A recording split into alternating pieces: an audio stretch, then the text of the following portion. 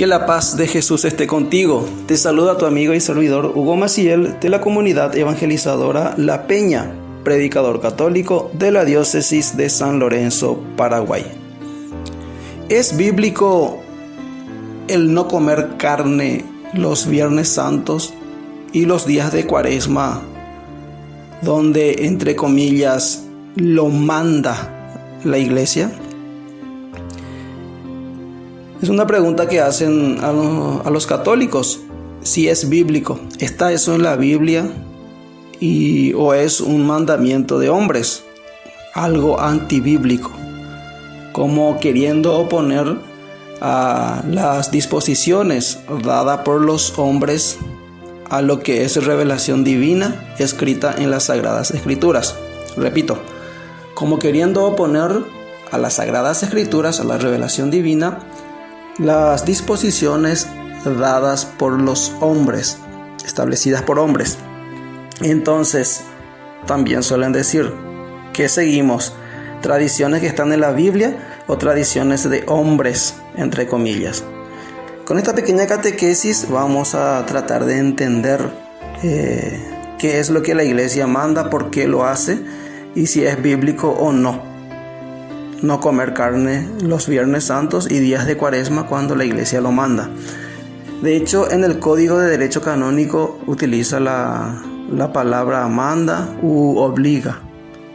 En el Código de Derecho Canónico nos dice que la Iglesia está obligada, la Iglesia toda, a hacer oraciones, unirse a las necesidades del mundo haciendo caridad y también ayuno. Un momento de austeridad para unirse a las necesidades del mundo. Y también el Viernes Santo y el Sábado Santo, también después del Concilio Vaticano II, ¿verdad? A unirse a la pasión de Cristo, a hacer ese sacrificio, sacrificarnos un poco. Bueno, de hecho que el sacrificarnos, el hacer ese sacrificio, es un hecho que Jesús nos pidió, es algo bíblico también. En el Evangelio según San Mateo, capítulo 16, versículos 24 en adelante, dice Jesús: entonces dijo Jesús a sus discípulos: si alguno quiere venir en pos de mí, niéguese a sí mismo, tome su cruz y sígame, porque quien quiera salvar su vida la perderá, pero quien pierda su vida por mí la encontrará. Pues ¿de qué le servirá al hombre ganar el mundo entero si arruina su vida? ¿O qué puede dar el hombre a cambio de su vida? Porque el Hijo del Hombre ha de venir en la gloria del Padre con sus ángeles, y entonces pagará a cada uno según su conducta. Os aseguro que algunos de los que aquí están presentes no gustarán la muerte hasta que vean al Hijo del Hombre venir en su reino. Las condiciones para seguir a Jesús implica sacrificio. Seguir a Jesús no es nada cómodo, nada bonito. Jesús nunca habló de que sería muy fácil, muy cómodo, muy bonito seguirlo.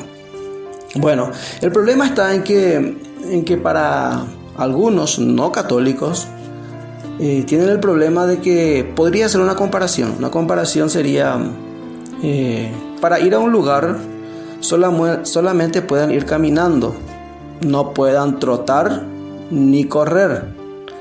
Habría tres formas de ir a un lugar: caminando, trotando o corriendo. Los católicos podemos hacerlo caminando, trotando o corriendo, pero ellos solamente lo pueden hacer caminando, no pueden hacerlo trotando o corriendo. ¿A qué me refiero con esto? ¿Qué quiero decir? Tres maneras de ir. En la Iglesia Católica tenemos tres fuentes de la revelación, el cual nosotros aprovechamos para entender la voluntad de Dios.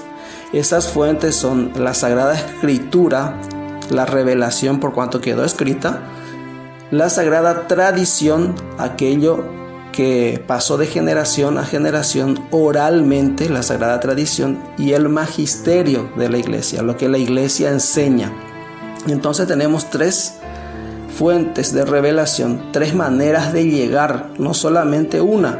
En cambio ellos se pierden porque tienen una sola. que es la tradición, la revelación escrita.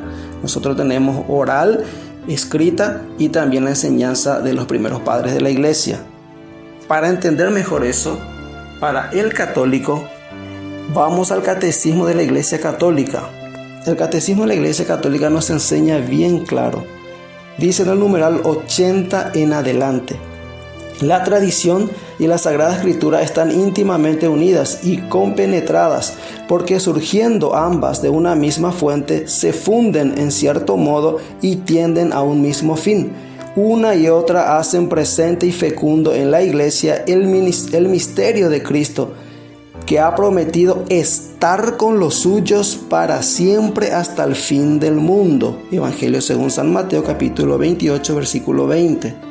La Sagrada Escritura es la palabra de Dios en cuanto escrita por inspiración del Espíritu Santo.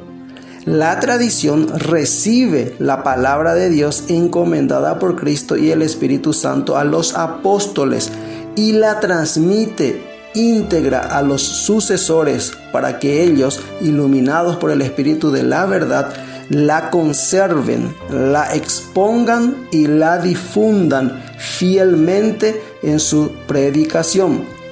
De ahí resulta que la iglesia, a la cual está confiada la transmisión y la interpretación de la revelación, no saca exclusivamente de la Sagrada Escritura la certeza de todo lo revelado, y así las dos se han de recibir y venerar con el mismo espíritu de devoción.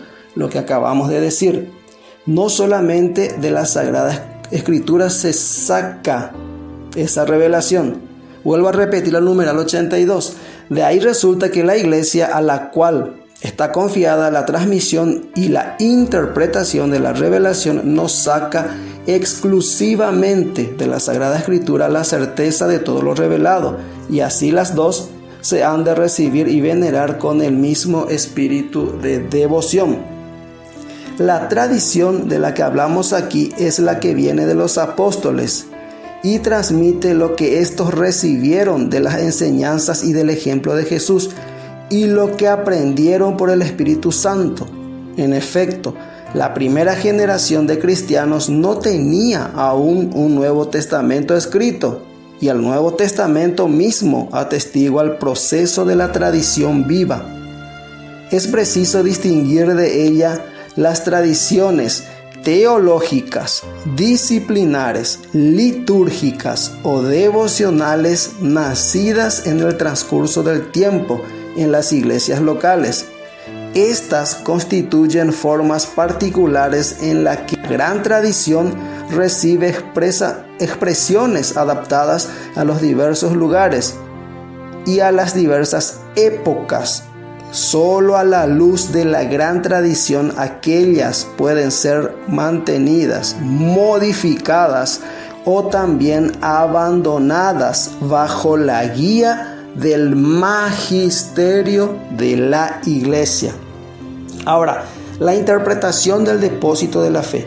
El depósito de la fe, depositum fidei, contenido en la Sagrada Tradición y en la Sagrada Escritura, fue confiado por los apóstoles al conjunto de la iglesia, y fiel a dicho depósito todo el pueblo santo, o sea, toda la iglesia, vos y yo, unidos a sus pastores, unidos a nuestros pastores. ¿Qué hay que hacer? Dice el catecismo: persevera constantemente en la doctrina de los apóstoles y en la comunión, en la fracción del pan y en las oraciones, de modo que se cree una particular concordia entre pastores y fieles. Y atención, en conservar, practicar y profesar la fe recibida. Hablemos del magisterio de la iglesia.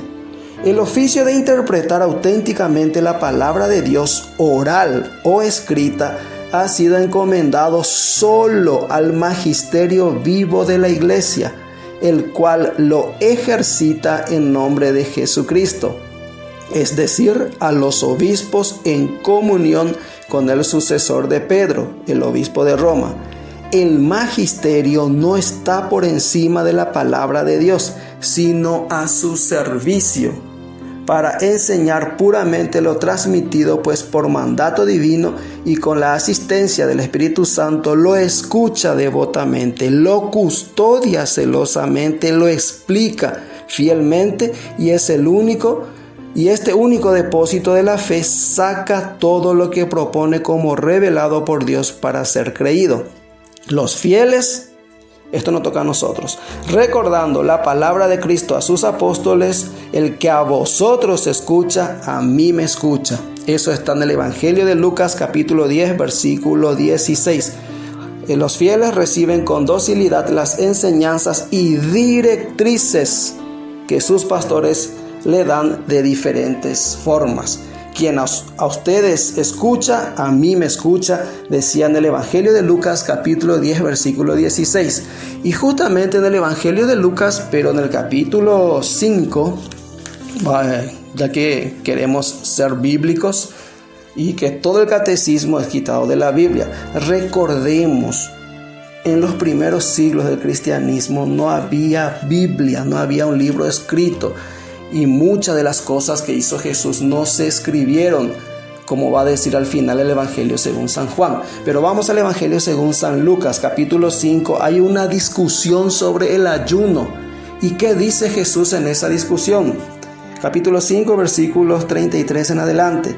Ellos le dijeron: los discípulos de Juan ayunan frecuentemente y recitan oraciones, igual que los de los fariseos, pero los tuyos no se privan de comer y beber. Jesús respondió: ¿podéis acaso hacer ayunar a los invitados a la boda mientras el novio está con ellos? Días vendrán en que les será arrebatado el novio, entonces ayunarán cuando lleguen esos días. Repito, versículo 35 del capítulo 5 del Evangelio según San Lucas. Días vendrán, o sea, varios días, muchos días vendrán, en que les será arrebatado el novio. Entonces ayunarán cuando lleguen esos días. Cuando lleguen esos días. Jesús hablando sobre el ayuno. El ayuno es una disposición de la iglesia. Es una manera en que la iglesia da esta pedagogía divina de la iglesia, que es el cuerpo místico de Jesús. Es la iglesia que nos pide hacer este sacrificio para unirnos a las necesidades del mundo. Y alguno dirá: bueno, pero yo soy vegetariano. A mí no me afecta el ayuno de carne, pues yo no como carne. Entonces, como diría el Papa Francisco, únete a los sacrificios de la iglesia toda, privándote de algo que te duela. Eso es el ayuno. Hacer algo que te duele en favor de los demás. Dar de lo que te duele. Dar lo mejor de vos para los demás. En eso consistía los sacrificios en el Antiguo Testamento. Por eso los animales a ser sacrificados tenían que ser perfectos, sin defectos, de lo mejor que uno tenga. Y las oblaciones, los holocaustos, tenían que quemarse todo. ¿Por qué se quemaba todo aquello que era sacrificado? Porque nada debía quedar para mí. Yo ofrecía y ya nada debía quedar para mí. Tenía que quemar todo porque todo era para Dios. Ya nada para mí, todo para Dios. La iglesia nos pide unirnos en oraciones, en devociones, unirnos al dolor del mundo, unirnos todos, y en este momento de Semana Santa, del Tríodo Pascual, a la pasión de Cristo. Entonces, quien no tome su cruz no puede ser discípulo de Jesús. Para ser discípulo de Jesús hay que cargar con la cruz. No es nada cómodo, no es nada fácil, no es nada bonito, pero la recompensa es grande, es la vida eterna.